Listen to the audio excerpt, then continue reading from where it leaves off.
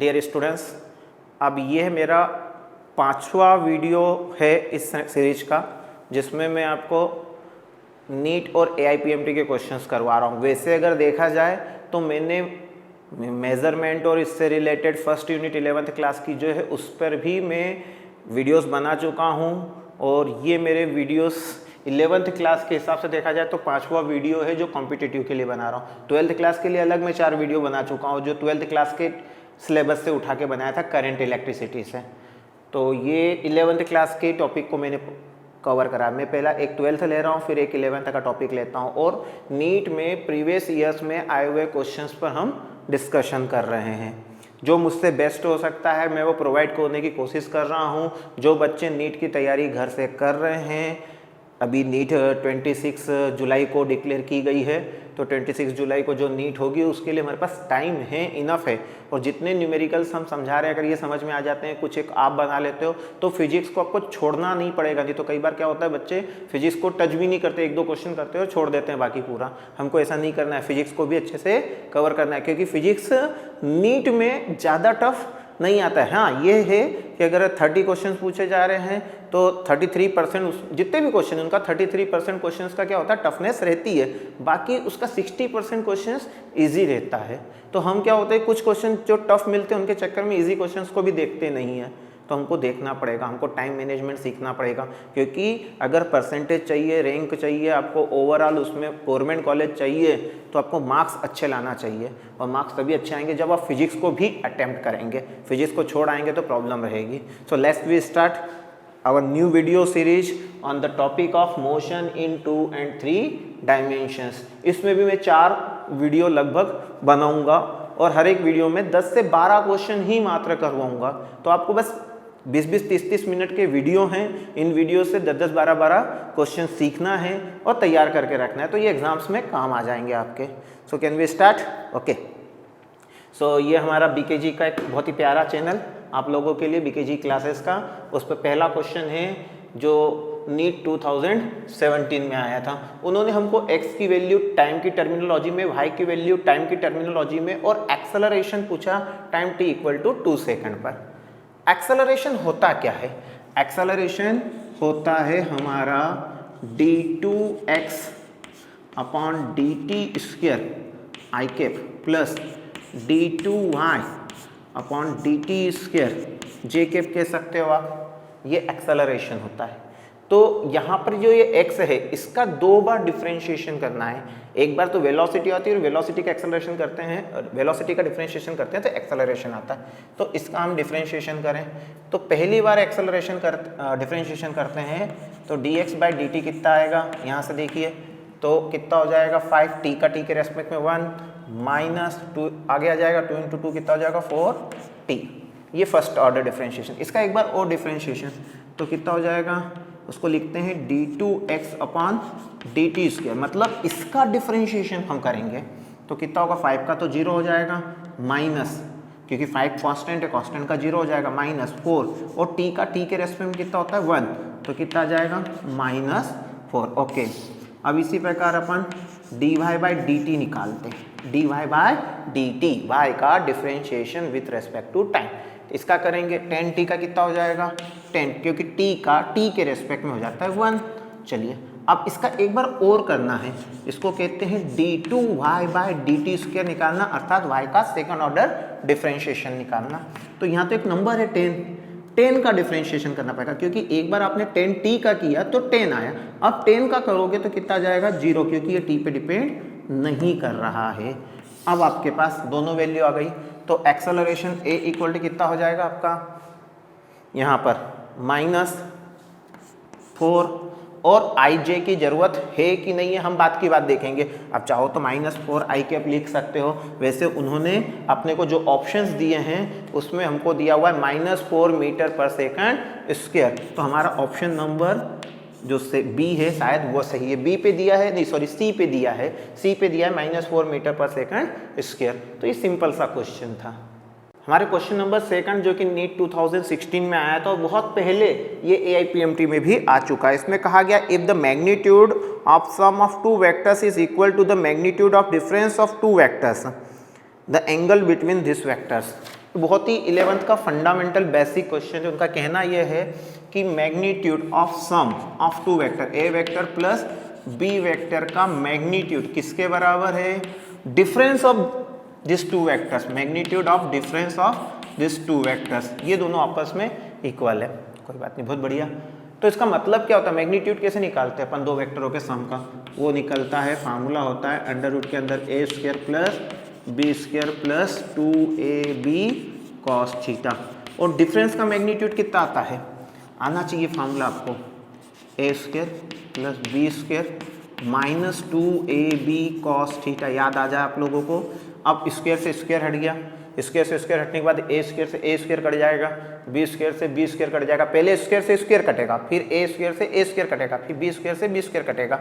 अब इधर बचेगा आपका 2ab cos थीटा, और इधर क्या बचेगा आपका minus 2ab cos theta.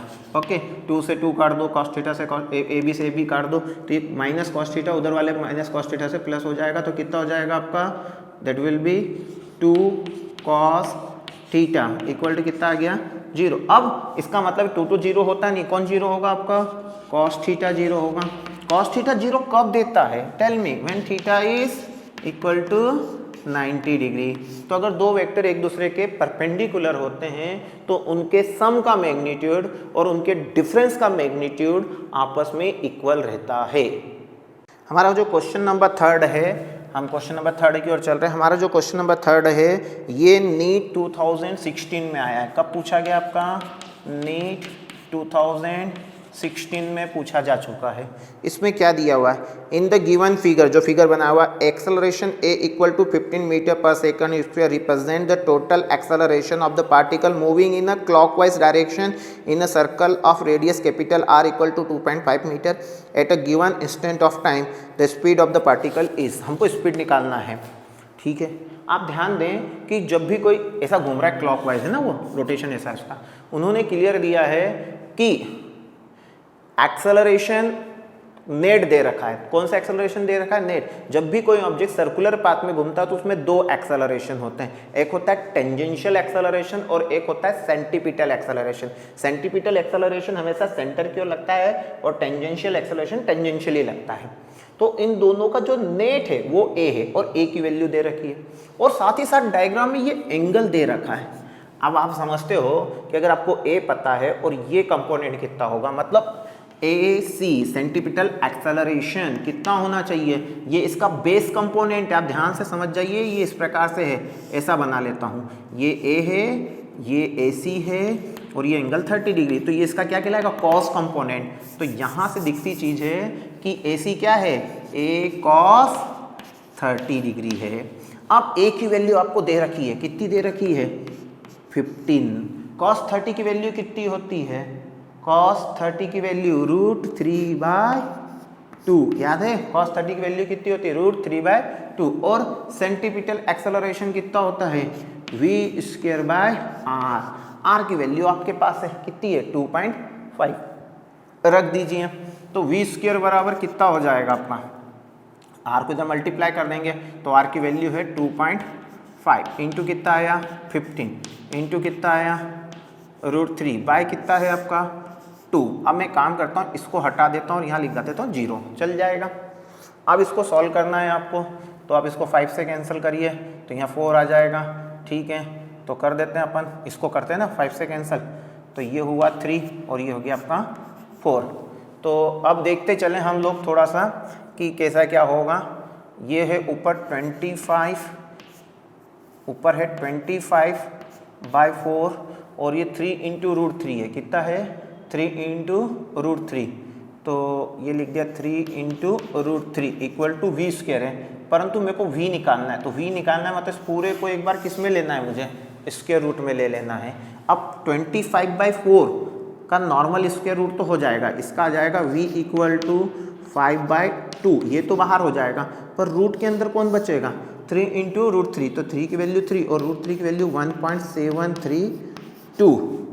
Okay, अब फिर आप इसको सॉर्ट आउट करेंगे, आपको इसका स्क्वायर रूट निकालते आना चाहिए, और जब आप स्क्वायर रूट निकाल लेंगे ये होगा 2.5, ये कितना होगा 2.5, और इनटू जब इसका स्क्वायर रूट निकालोगे तो 2.2123 कुछ आएगा। जब इसको मल्टीप्लाई करेंगे तो आपका मल्टीप्लाई करने पे जो ऑप्शन नंबर आपका मैच करेगा, I think that will be equal to 5.7। कितना आएगा आपका? 5.7 मीटर पर सेकंड स्क्वायर, 5.7 मीटर पर सेकंड। हमारा जो क्वेश्चन नंबर 4 है वो AIPMT 2015 में आया था। उसमें क्या कहा गया? A sheep A is moving westward. यहाँ से एक शीप जिसका नाम ए रखा गया है वो वेस्टवर्ड जा रहा है। किस स्पीड से जा रहा है? 10 kilometre per hour. And ship B, जो शीप बी है, ship B 100 kilometre south of A. A के कितना साउथ में है? ये 100 किलोमीटर है। ओके, ये 100 किलोमीटर है साउथ में। ओके, मूविंग नॉर्थवर्ड, ये जो साउथ में था ये किधर जा रहा है? नॉर्थ की तरफ जा रहा है with speed of 10 kilometre per our. The time after which the distance between them become the shortest is. अपने को टाइम पता करना है जब उनके बीच की डिस्टेंस सबसे कम होगी। समझने की कोशिश करो, अगर शुरुआत की बात करूँ तो ये यहाँ है तो 100 किलोमीटर। उसके बाद क्या होगा? ये थोड़ा सा जैसे कि 1 घंटे बाद ये 10 किलोमीटर इधर चले गया और ये यहाँ आ गया, तो ये डिस्टेंस 90 और ये, तो अब इनके बीच की डिस्टेंस ये बची। अब थोड़ी देर बाद क्या होगा? 1 घंटे बाद ये यहाँ आ जाएगा और ये 80 पे आ जाएगा, तो ये डिस्टेंस हो जाएगी, तो और ये कम हो गई। अगर तो 1 घंटे बाद और देखें और ये भी 1 घंटे बाद इधर, तो ये डिस्टेंस धीरे धीरे क्या हो जाएगी? कम हो जाएगी। और देखा जाए तो दोनों की स्पीड्स क्या है? इक्वल है। दोनों की स्पीड्स क्या है? इक्वल। तो आप एक नॉर्मल थिंकिंग करो कि 5 घंटे बाद क्या होगा? 5 घंटे बाद 50 किलोमीटर ये चले जाएगा, 50 किलोमीटर ये चले जाएगा, तो क्या कंडीशंस आपके पास आ जाएगी? ठीक है, ये इस प्रकार का होगा, 50 किलोमीटर ये होगा, 50 किलोमीटर ये पोजीशन पर होंगे। उस वक्त ये डिस्टेंस क्या रहेगी? आपकी शॉर्टेस्ट रहेगी। तो कितने समय बाद? 5 घंटे बाद। अब बोलोगे सर इसमें फिजिक्स नहीं लगाया, तो मैं इसमें फिजिक्स लगा के दिखाता हूँ आपको। अभी तो मैंने एक कॉमन सेंस की बात करी कि 5 घंटे बाद हो जाएगा। चलिए अब हम इस पर फिजिक्स लगाते हैं। ओके, तो चलिए रिजल्टेंट वेलोसिटी निकाल लेंगे। तो रिजल्टेंट वेलोसिटी कैसे निकलेगी? VR equal to under root VA का स्क्वायर प्लस VB का स्क्वायर। अब दोनों 10 है और दोनों परपेंडिकुलर है, इसलिए क्या हुआ? वो कॉस वाला टर्म क्या हो गया? 0 हो गया। वैसे रिजल्टेंट का फार्मूला अंडर रूट के अंदर A square plus B square plus 2AB cos theta, परंतु कॉस 90 होने के कारण वो थर्ड टर्म आपका कैंसिल हो गया। तो ये 10 का स्क्वायर प्लस ये 10 का स्क्वायर, तो ये हो जाएगा आई थिंक 10√2। कितना आ जाएगा? Resultant velocity 10√2। अब आप शॉर्टेस्ट डिस्टेंस के लिए ये आप मान लो आप यहाँ पर हो, ओके, इसको इससे मिलाओ, इसको कुछ नाम दे दो, OP, इस पॉइंट को कुछ कह दो, Q कह दो, जो भी आपको कहना हो इनिशियल पॉइंट को। तो ये जो एंगल है आपका ये 45 डिग्री, क्योंकि सेंटर से ये एंगल 90 का था, उसके बीचों बीच हमने डिवाइड किया, तो ये जो डिस्टेंस है PQ, ये इसकी शॉर्टेस्ट डिस्टेंस होगी, शॉर्टेस्ट डिस्टेंस। अब शॉर्टेस्ट डिस्टेंस कैसे निकाली जाए? ये हमको 100 पता है, ये हमको x मान लिया हमने, तो x/100 इक्वल टू कितना हो जाएगा आपका? देखिए x के सामने वाली साइड मतलब परपेंडिकुलर, तो साइन 45 हो जाएगा। साइन 45 की वैल्यू कितनी होती है? I think 1/√2। तो कितना आ जाएगा? x equal to 100/√2। एक काम करो, इसको √2 से ऊपर भी और √2 से नीचे मल्टीप्लाई कर दो। √2 × 2 50/√2 आ जाएगा। कितना आ जाएगा? 50√2। ये शॉर्टेस्ट डिस्टेंस है उनके बीच की। तो अब ये जो शॉर्टेस्ट डिस्टेंस है और वेलोसिटी है, तो टाइम पूछा गया, तो टाइम बराबर होता है डिस्टेंस 50√2 डिवाइडेड बाय क्या हो जाएगा? वेलोसिटी कितनी है? 10√2। √2 से √2 कट जाएगा, 50 से 10 कटेगा, कितना आ जाएगा? 5 आवर। समझ में आया? ये मैं पहले भी आपको शॉर्ट ट्रिक से भी समझा चुका था कि शॉर्ट टाइम कितना, शॉर्टेस्ट डिस्टेंस कितनी रहेगी? 50√2 और टाइम कितना लगेगा? 5 आवर। क्वेश्चन नंबर 5 जो है वो AIPMT 2015 में आया है। क्या कहा गया है? 2 particles A and B moves with constant velocity V1 and V2। ये मेरा पार्टिकल A है, ये मेरा पार्टिकल B है। A V1 वेलोसिटी से चल रहा है, B V2 वेलोसिटी से चल रहा है। Okay, at the initial moment their position vectors are r1 and r2। Initially इसका पोजीशन वेक्टर कितना था, a का r1 था, b का क्या था, r2 था। डायग्राम नहीं दिया, डायग्राम मैंने बनाया है। Okay, the condition for the particle a and b for their collisions is, अब उनका क्या हो रहा है, कहीं पे कोलिजन हो रहा है, तो बोले कि उसके लिए क्या कंडीशन जरूरी है, और उन्होंने 4 अपने को इक्वेशनें दे दी कि इसमें से कौन सी कंडीशन फॉलो करेगी कोलिजन के लिए। देख लेते हैं कि इसमें से कौन सी कंडीशंस फॉलो करती है। अब ये यहाँ था, ये इधर जाएगा। अब ये देखिए, अगर इधर जाएगा और ये इधर जाएगा तो कोलिजन तो होने से रहा, तो थोड़ा सा हमको भी कॉमन सेंस रखना है कि उनको कोलाइड करना है। कोलिजन में उन्होंने कहा उनका कोलिजन हो रहा है, तो हमको किस तरफ मूवमेंट करवाना चाहिए, हमको सोचना चाहिए। जैसे ए यहाँ है, बी यहाँ मैंने लिया, अब इनका कोलिजन करवाना है, या तो आमने सामने लियो, या थोड़ा सा इधर चला के थोड़ा सा इधर ले जाके चला दूँ। मैं आमने सामने इसलिए नहीं लाया कि आप बोलोगे सर आमने सामने ही लेकर आए हो हर वक्त, ऐसा नहीं, हेड ऑन कोलिजन हमने नहीं किया। अब यहाँ से डायग्राम से देखो कैपिटल R कितना होगा, बताइए। ये वेक्टर प्लस ये वेक्टर बराबर ये वेक्टर, क्योंकि ये हो रहा है ट्रायंगल लॉ। इसी प्रकार this vector plus this vector बराबर दिस वेक्टर, मतलब मैं लिख सकता हूँ कि R वेक्टर इक्वल टू, मैं चाहूँ तो R1 प्लस V1 T लिख सकता हूँ वेक्टर नोटेशन में ना, ये सब वेक्टर्स में ये ढिंग ढिंग, ठीक है। और कैपिटल R इक्वल टू दूसरा क्या लिख सकता हूँ मैं यहाँ से, capital R2 plus V2 T। आप ये दोनों आपस में इक्वल है, क्योंकि ये भी कैपिटल R की वैल्यू, ये भी कैपिटल R की, तो इनको आपस में क्या कर दिया जाए, इक्वल रख दिया जाए। तो R1 vector plus V1 T vector equal to कितना होगा, R2 vector plus V2 T vector, क्योंकि T समय बाद कोलाइड हुए होंगे, दोनों सेम डिस्टेंस चल रहे हैं। अब इसको ले आया जाए तो R1 vector minus R2 vector equal to V2 vector minus V1 vector, outside क्या हो जाए T। ओके, अब आपके 4 ऑप्शंस में ढूंढिए किसमें का कोई सा मिल रहा है। यस, इसमें उन्होंने क्या किया, मैग्नीट्यूड से डिवाइड कर दिया, मतलब वो यूनिट वेक्टर की बात कर रहे हैं। तो अगर मैं यहाँ से देखूँ तो मेरा ऑप्शन नंबर 1 मुझे दिखाई दे रहा है। अगर मैं ध्यान से देखूँ तो R1 vector minus R2 vector, अब वेक्टर्स आपस में इक्वल हैं तो डायरेक्शन तो इक्वल होगी ही होगी, साथ साथ मैग्नीट्यूड भी इक्वल होगा। तो इसको इसके मैग्नीट्यूड से डिवाइड कर दिया जाए, मॉड लगा दे, mod R1 vector minus mod R2 vector. तो इधर इसके मैग्नीट्यूड से डिवाइड करना पड़ेगा, कितना हो जाएगा, V2 vector minus V1 vector divided by mod of V2 minus V1, और साथ में बाहर T भी रहेगा, तो ये T से T तो क्या हो जाएगा, आपका कैंसिल हो जाएगा। तो आपका आंसर ये वाला ऑप्शन नंबर A मैच कर रहा है। क्वेश्चन नंबर 6 AIPMT में आया हुआ है, उधर डिस्प्ले हुआ होगा, मैं एक बार डिक्टेट करता हूँ। 2 stones of masses small m and 2m are whirled in a horizontal circle. अच्छा, 2 स्टोन से, एक का मास 2m है, एक का मास m है। ओके, ये हेवी है, ये लाइटर है, इसकी रेडियस जो है स्मॉल r है, इसकी r/2 है, दोनों की वेलोसिटी v1 और अपन ने क्या मान ली है, v2 मान ली है। मैंने बहुत कुछ बोर्ड पर बना दिया है। 2 stones of masses m and 2m are whirled in horizontal circle, the heavy mass in or radius of r/2, heavy मास को अपन ने कितने में रखा, रेडियस r/2 में, and lighter one in the radius r। ये डायग्राम हमको बनाना है, वहाँ पे उन्होंने नहीं दिया है। The tangential speed of lighter stone is, lighter stone की जो स्पीड है, it is n times that the value of heavy.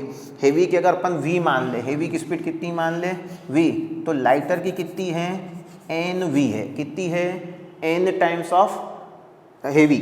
क्या फिर से कहा जा रहा है, फिर से देखें, the tangential speed of lighter stone, lighter कौन बाहर घूम रहा है, is n times that of the value of heavy stone. Heavy stone की वेलोसिटी आपने क्या मानी है, हेवी स्टोन की v मानी है, तो लाइटर की कितनी मानना है आपको, nv। Okay, when they experiences the same centripetal force, the value of n। कब की कंडीशन है ये, जब दोनों सेंटीपिटल फोर्स सेम महसूस कर रहे हैं, तो बोले n की वैल्यू क्या होगी। ठीक है, तो हम दोनों के सेंटीपिटल फोर्सेस को इक्वल रख देते हैं। Centripetal force of lighter equal to centripetal force of heavy. अंदर वाले का सेंटीपिटल फोर्स कितना, लाइटर कौन है, बाहर है, चलिए बाहर का सेंटीपिटल फोर्स निकालिए, m, वेलोसिटी का स्क्वायर, वेलोसिटी कितनी है, nv है, उसका square mv square by r। तो क्या होता है स्मॉल आर है, रेडियस स्मॉल आर है, ये हो गया सेंटीपिटल फोर्स। अब हेवी वाले का सेंटीपिटल फोर्स इसका निकालना है तो वो कितना होगा m, तो इसका मास कितना है 2m, मास पे ध्यान रखना। वेलोसिटी का स्क्वायर, इसकी वेलोसिटी कितनी है v, तो v स्क्वायर अपॉन रेडियस, इसकी रेडियस कितनी है r/2। अब जो कट रहा है उसको काट दो, क्यों छोड़ते हैं जीवन में, तो m से m कट जाएगा, v स्क्वायर से v स्क्वायर कट जाएगा, इस r से ये r कट जाएगा और 2 ऊपर चले जाएगा, तो n स्क्वायर इक्वल टू कितना आ जाएगा आपका, आई थिंक इधर n स्क्वायर बचेगा और इधर कितना आ जाएगा 2 इंटू 2 कितना हो जाएगा आपका 4, तो n बराबर कितना आ जाना चाहिए आपका 2 आ जाना चाहिए। Is it clear?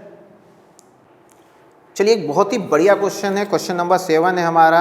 The position vector of a particle capital R as the function of time t is given by, ये पोजीशन वेक्टर है आपका। ओके इसमें बता दिया है R is in meter, T is in second, I cap and J cap denote the unit vectors along the x axis and y axis. Okay which one of the following statement is wrong for the motion of the particle. उन्होंने 4 statement दिए हैं, इसमें से कौन से statement wrong है। चलिए उन चारों पे हम डिस्कशन करेंगे, जो चारों स्टेटमेंट है। पहले थोड़ा सा हम इस पर डिस्कशन कर लें। इसका x कंपोनेंट कितना हुआ आपका, ये r इक्वल टू क्या लिखते हैं xi प्लस वाई जे, तो x होगा हमारा 4 sin 2 पाई t।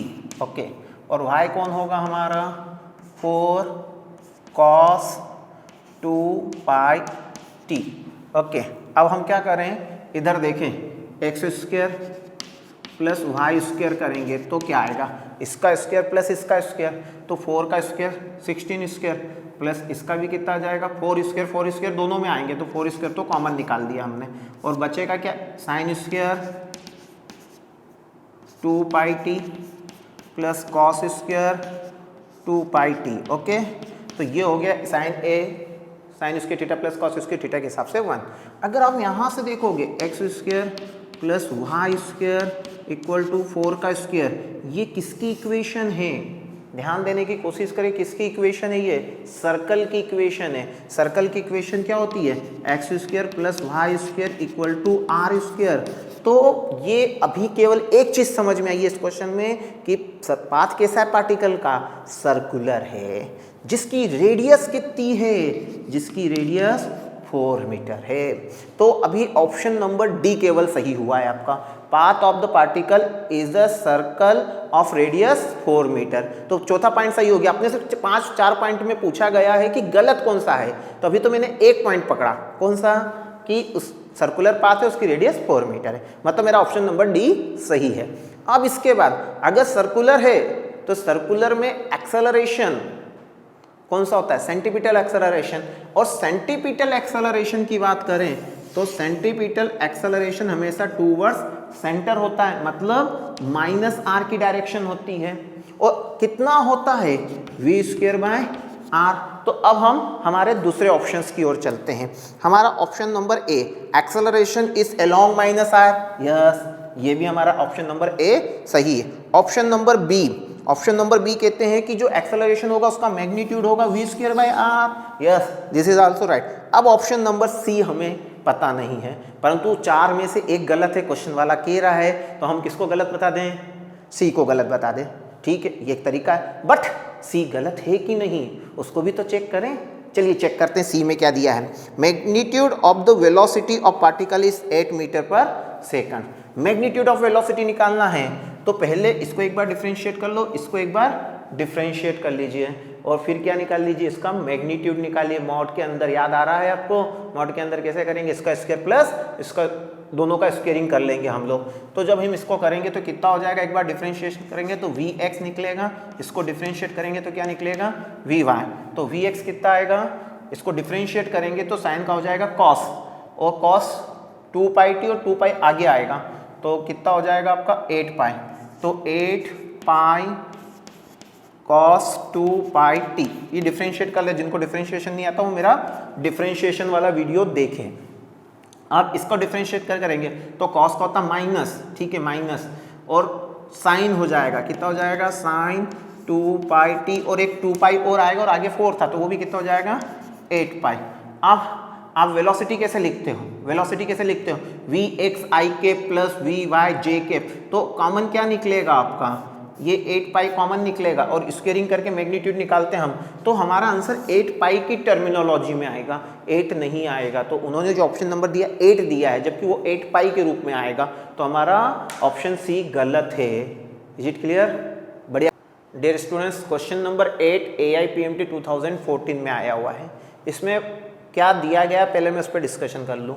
एक स्टोन को अर्थ पर प्रोजेक्टाइल मोशन के अंतर्गत लाया गया और दूसरे स्टोन को दूसरे किसी प्लेनेट पर, परंतु दोनों में क्या किया गया, दोनों की स्पीड अपने को दे दी गई है। अर्थ पे फेंका गया, उसकी इनिशियल स्पीड 5 मीटर पर सेकंड है, और प्लेनेट पे फेंका उसकी इनिशियल स्पीड 3 मीटर पर सेकंड है। दोनों को सेम एंगल से फेंका, मतलब दोनों को थीटा क्या है, सेम दिया गया है, और यह पाया गया कि दोनों की ट्रेजेक्टरी सेम है। इस स्पीड पे दोनों की ट्रेजेक्टरी क्या हो रही है, सेम हो रही है, एंगल सेम रखते हैं और इस स्पीड से फेंकते हैं तो ट्रेजेक्टरी सेम है।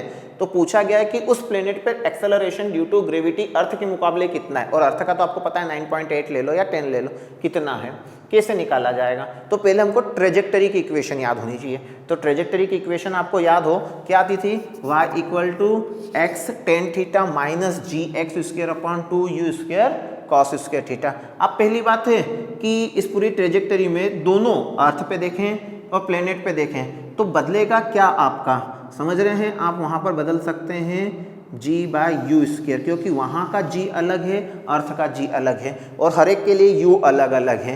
तो दोनों की इक्वेशन, दोनों की ट्रेजेक्टरी के बाकी सब कंपोनेंट सेम है, केवल क्या अलग है, g/u² अलग है। अगर ये भी सेम हो जाए दोनों के, तो दोनों की ट्रेजेक्टरी क्या आएगी, सेम। और क्वेश्चन में कहा गया है दोनों की ट्रेजेक्टरी सेम है, तो दोनों की ट्रेजेक्टरी सेम है, इसका मतलब है कि g/u² दोनों का क्या होगा, सेम। मतलब मैं कह सकता हूँ g/u² on earth equal to क्या लिख सकता हूँ, g/u² ऑन प्लेनेट।